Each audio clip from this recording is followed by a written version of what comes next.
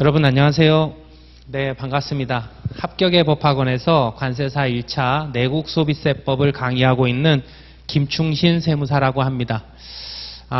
저에 대한 소개는 시간 관계상 생략을 하고요. 자세한 사항을 알고 싶은 분들은 인터넷에 김충신 세무사를 검색해서 여러분들이 궁금한 부분을 참고하시면 좋을 것 같습니다.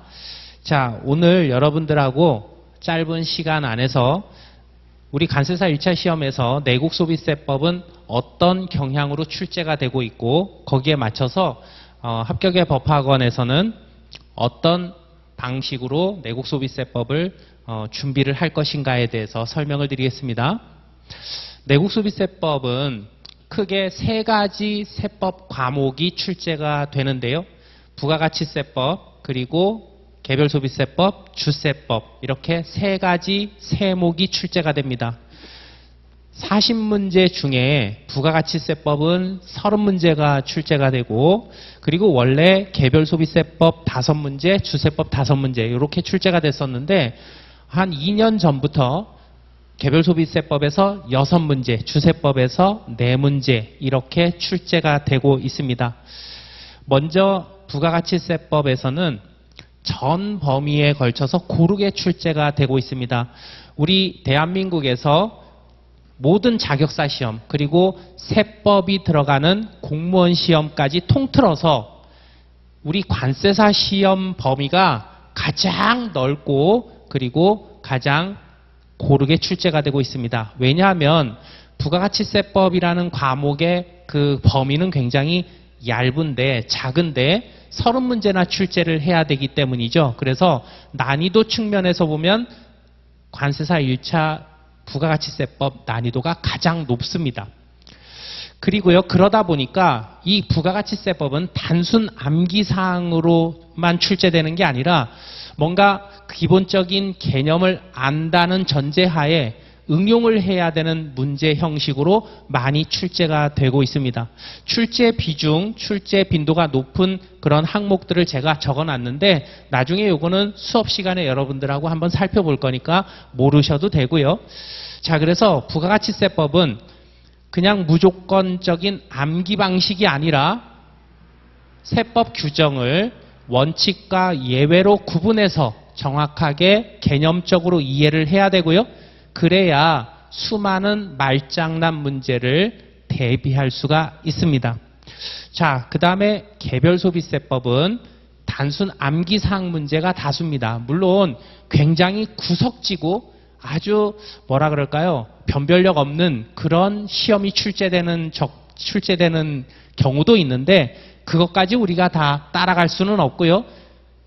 가장 일반적으로 빈출되는 범위 내에서 중요도가 높은 내용들에 대해서 우리가 암기사항으로 암기를 하면 충분히 문제를 우리가 대비할 수가 있는 과목입니다. 주세법도 마찬가지예요. 단순 암기사항 문제가 다수고요. 암기사항으로 출제되는 부분이 이런 부분에서 출제가 되고 있습니다. 그래서 제가 13년도부터 23년도까지 내국소비세법의 부가가치세법, 개별소비세법, 주세법 각 항목 중에서 어느 파트에서 몇 문제가 출제됐는지를 정리해 놨으니까 여러분들이 이거 공부하실 때 참고하시면 되고요. 그러면 이런 출제 경향 속에서 김충신 세무사는 어떤 방식으로 수업을 진행을 하느냐? 자, 먼저 부가가치세법 공부 방법입니다. 앞에서 말씀드린 것처럼 부가가치세법은 단순 암기하는 방식으로는 좋은 점수를 받을 수가 없습니다. 그래서 얘네들은 처음부터 기본 이론 단계에서부터 원칙과 예외를 정확하게 구분해서 정리를 해야 되고요. 그래야 빠른 시간 내에 응용 문제까지 포함해서 정확하게 풀 수가 있게 됩니다. 즉 단순 암기식이 아닌 논리적 이해를 바탕으로 한 학습이 절대적으로 필요하다는 거죠. 자, 그렇게 해야 20분 내에 80점을 맞을 수가 있습니다. 2080이라 그래서 제가 수업하는 방식은요. 20분 안에 80점을 획득하는 방식으로 준비를 하는데 이렇게 내국소비세법을 준비하는 이유는 여러분들이 잘 아시죠, 그죠? 우리 관세사 1차 시험에서 2교시에 내국소비세법하고 회계학하고 같이 보는데 각각 40분씩 80분 동안 두 과목을 문제를 풀게 됩니다. 그런데 우리 관세사 1차 시험에서 과락률이 가장 높은 게 뭐예요? 회계학 과목입니다. 그죠? 23년 3월 달에 최근에 본 시험에서도 회계학 과락률이 57.59%나 됐어요. 그러니까 10명 중에 5명, 6명은 40점도 못 맞아서 떨어진다는 거죠. 그죠?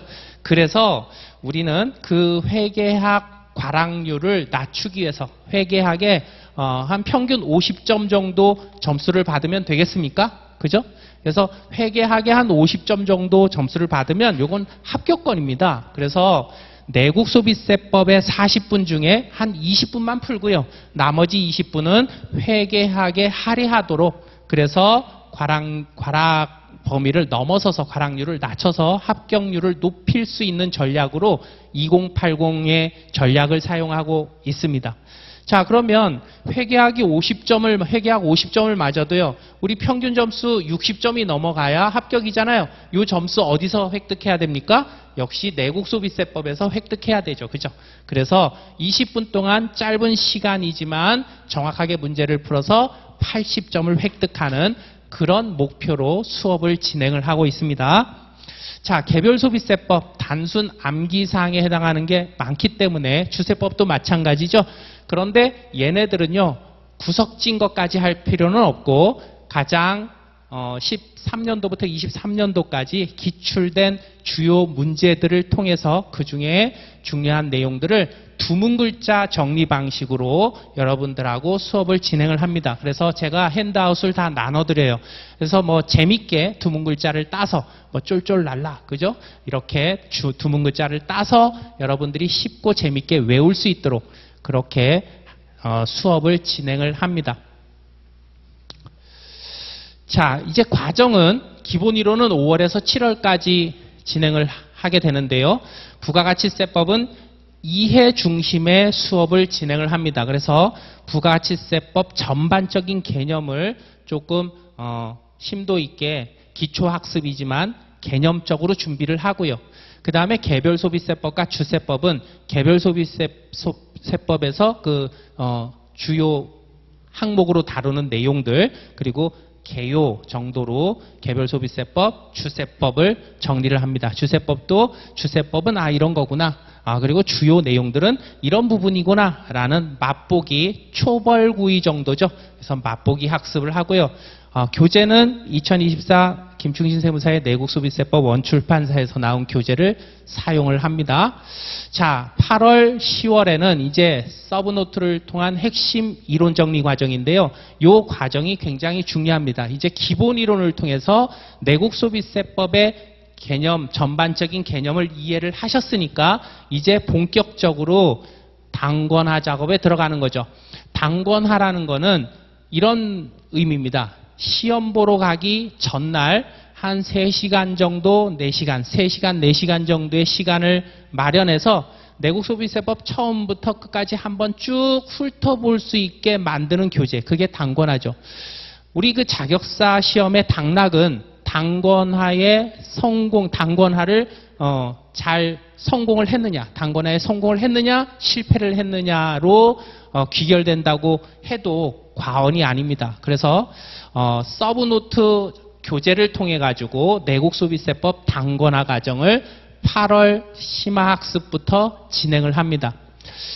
이제 기본이론 과정 중에서 우리 내국소비세법에 대한 기본 개념을 배웠으니까 그거 더하기, 이제 그 이론을 바탕으로 해서 보다 심화적이고 체계적인 학습을 이론적으로 준비하는 과정이 8월, 10월 서브노트를 통한 핵심 이론 과정입니다.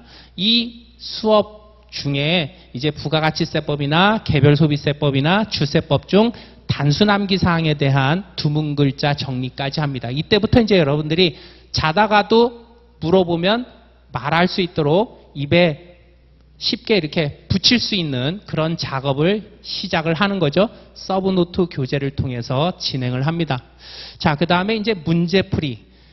5월부터 8월까지 이론 부분에 대한 준비를 했으니까 이제 실전 대비를 11월부터 1월까지 실전 대비 문제풀이 과정을 진행을 하는데요. 11월부터 12월까지 단원별 문제풀이는 기출문제 중심의 문제풀이 시간이고요. 그 다음에 이제 1월부터 2월까지는 동형 모의고사 방식으로 수업을 진행을 합니다. 역시 2080 전략에 따라서 내국소비세법은 문제를 푸는 시간이 25분입니다. 일단 25분 동안 문제를 먼저 풀고 강평을 통해서 단거나 교재와 함께 틀린 문제를 정리해서 완벽하게 시험에 대비를 하고 있습니다. 자, 모의고사 1, 2월 달에 모의고사는 동형 모의고사라 그랬죠. 그래서 기출문제에서 다뤘던 그런 중요 내용들을 또 다른 각도로 한번 보고요. 그 다음에 이제 출제 예상 문제까지 전 범위 내에서 실제 시험하고 똑같은 형식으로 그렇게 총 5회에 걸쳐서 내국소비세법은 준비를 합니다. 자, 이렇게 준비를 해서 이제 우리가 시험을 보게 되는데요. 물론 이 PPT 내용에는 없지만 모의고사 1, 2월 달의 과정을 끝나고 난 다음에도 이제 뭐 특강 등을 통해서 OX 문제 풀이나 아니면 개정세법 특강을 통해서 최종적으로 마무리 정리를 하게 됩니다. OX 교재도 여러분들이 한번 보신 분들도 계실 텐데 굉장히 요약이 잘 되어 있습니다. 나중에 여러분들이 한번 참고를 하시면 되겠고요. 자, 이렇게 준비를 해서 그러면 실제 우리가 2023년 올해 3월 달에 최근에 시험을 봤는데 그러면 우리 합격예법학원 내국소비세법 과정을 통해서 22년도부터 올해 23년 3월 시험을 대비한 그런 내용들이 어떻게 적중이 됐는지 여러분들한테 말보다는 눈으로 보여드리기 위해서 제가 몇 가지 적중 문제를 샘플로 뽑아왔습니다. 부가가치세법에서는 이제 이론형 문제 하나 그리고 계산형 문제 하나를 뽑아왔고요. 그리고 개별소비세법, 주세법에서는 각각 우리가 모의고사를 통해서 준비한 내용들이 얼마나 적중됐는지를 샘플로 한 문제씩 뽑아왔는데 요거는 샘플로 이렇게 뽑아온 거고요. 그리고 이제 우리 홈페이지나 아니면 저하고 수업을 들었던 친구나 선후배들을 통해서 다른 그 수업 자료들을 보시면 나머지 문제들도 굉장히 많이 적중이 됐다는 것을 여러분들이 확인하실 수 있을 겁니다. 그냥 설명의 자료니까 샘플로 몇 가지만 보겠습니다. 자, A형 19번 올해 3월달 23년 3월달에 출제된 관세사 1차 내국소비세법 중에 A형 문제 19번 문제죠. 19번 문제는 수정세금계산서 발급했을 때 그 세금계산서 작성 연월일에 기입하는 내용을 출제를 했습니다. 그래서 뭐 환입, 계약의 해제, 해지, 내국신용장 이런 부분에 대한 문제가 출제가 됐는데요. 자, 우리 모의고사 1회 15번 문제가 이 문제였죠. 그래서 자, 키워드 보이십니까? 계약의 해지, 수정세금계산서 발급, 계약의 해지, 그리고 내국신용장 개설, 환입. 자, 그 다음에 모의고사 4회 17번 문제였죠. 계약의 해지, 내국신용장 개설입니다. 그래서 이렇게 우리가 준비를 이미 했었고요. 자, 그 다음에 계산형 문제 한번 볼까요? 우리 내국소비세법에서는 40문제 중에 이론형 문제가 한 35문제 정도 나고요. 그 다음에 계산형 문제가 한 5문제 정도 출제가 됩니다. 평균적으로. 자, 올해 3월 달에 의제매입세 공제액을 계산하는 계산형 문제가 출제됐는데 A형 22번 문제였죠. 자, 그래서 의제매입세 공제액을 계산하는 거고 키워드 보이시나요? 관세의 과세가격, 과세표준 이렇게 계산하는 문제가 출제가 됐습니다. 자, 모의고사 1회 23번 문제가 이 문제였죠. 그래서 의제매입세 공제액을 계산하는 문제였고요. 관세의 과세가격, 과세표준 주어진 그런 문제를 우리 이미 연습을 했었죠. 개별 소비세법으로 넘어가서 A형 34번에 출제된 문제가 제조, 판매, 반출 의제와 관련된 문제였습니다. 그래서 자, 옳지 않은 것을 고르는 문제였는데 정답은 3번이었죠. 제조용 원재료로 정유 공정에 그대로 사용되는 경우 제조장에서 반출하는 것으로 본다. 반출로 보지 않죠. 그죠? 자, 요게 34번 기출문제였는데 우리 모의고사 1의 33번 문제에서 요 반출 의제와 관련된 정답으로 나왔던 제조용 원재료로 정유 공정에 그대로 사용되는 경우에 대한 문제를 이미 우리가 연습을 했었죠. 자, 마지막으로 우리 주세법도 하나 볼까요? A형 37번에 면세 주류에 해당하는 것을 모두 고르는 문제입니다. 자, 그 중에 말장난 문제죠. 종교단체 의식용으로 국내에서 기증한 주류, 요거는 면세 주류가 아닙니다. 외국에서 기증한 주류가 면세 주류죠. 그래서 요거 말장난 문제인데요. 자, 우리 모의고사 4회 38번 문제에서 면세 주류에 해당하지 않는 거, 종교단체 의식용으로 국내에서 기증한 거, 요거 말장난이죠. 그죠? 요거 해당하지 않는 겁니다. 그래서 우리가 이런 식으로 수업 시간에 문제들을 정리를 하고 준비를 해왔습니다. 자, 나머지 이제 프로그램에 대한 부분은 다른 나머지 세 과목하고 유사하니까 설명을 생략을 하고요. 저도 이제 좀 오래 됐습니다만 세무사 시험을 준비하기로 마음을 먹고 나서 어떻게 해야 되는지 막막했었던 때가 있었던 것 같습니다. 예, 너무 오래돼서 생생하게 기억이 나지는 않지만 굉장히 불안하고 내 선택이 맞는지 틀리는지, 그리고 내가 이 과목을 이 선생님한테 들어야 되는지 저 선생님한테 들어야 되는지 굉장히 불안한 그런 상태이리라 생각을 합니다. 그런데 여러분, 다른 거는 모르겠고요. 내국소비세법은 저를 믿고 따라오시면 됩니다. 그러면 여러분들에게 제가 최선을 다해서 여러분들이 꿈이 하루빨리 이루어지도록 합격의 선물을 전달해 드리겠습니다. 믿고 따라오시면 되고, 그리고 저뿐만 아니라 우리 합격의 법학원의 선생님들, 1차 과목 준비하는 여러 선생님들 믿고 따라와 주시면 여러분들 기대에 어긋나지 않으리라 확신합니다. 시간 관계상 내국소비세법은 여기까지 하고요. 더 궁금하신 내용은 여러분들 학원에서 만나 뵙고 여러분들하고 직접 말씀을 나누도록 하겠습니다. 수업 시간에 뵙겠습니다. 감사합니다.